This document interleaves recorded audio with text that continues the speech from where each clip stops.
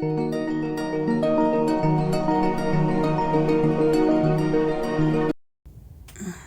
guys, nk'ibisanzwe muze tujyane gutembera. Chichi TV show.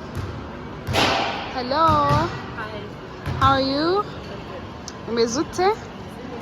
So hano turi ni kuri Kigali Universe guys. Saint ya Chichi TV show yari afite amatsiko yo kuza ahangaha. So how you feeling? Urumva umeze ute?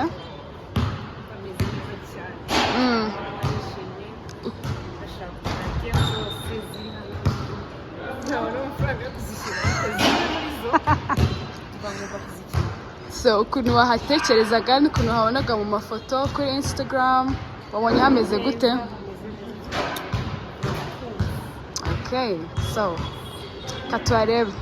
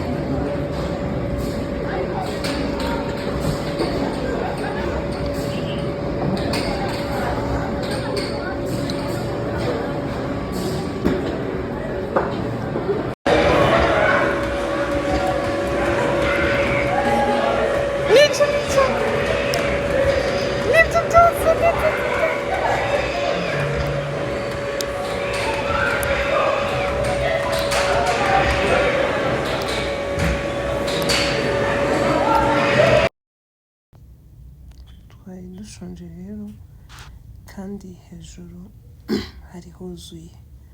Ubwo rero twahise tumanuka tujya kurya muri Camellia hasi. Ubwo naho ngaho nyine twamaze kodaringa ibiryo biraza, dutangira gufungura. Bwari maze no kwira.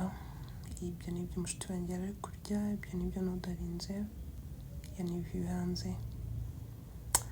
Nari ndi kunywa ikinyobwa cyitwa VIP. Umva, ubwo rero bwari nguko. Ibisigaye ni amafoto twifotoje, nifotoje n'umushiki wanjye arifotoza, ariko nashyizeho ayanjye gusa. Mba mbonye izuba njya no gufata izuba. Guys, ni ukuri ndabashimiye kuba mugikomeje kunshyigikira, kubana nanjye. Ndabakunda. Ayo ni amafoto nagenda gufata ahantu hagiye hatandukanye. Mwakoze rero, bye. Naho utaha, naho ahandi hantu hashyashya ho gusohokera, gusa nishimye pe. Bye. Mwibuke gukora subscribe, like, share, comment please. Ndabinginze, ndabibasabye mubinkorere. Bye.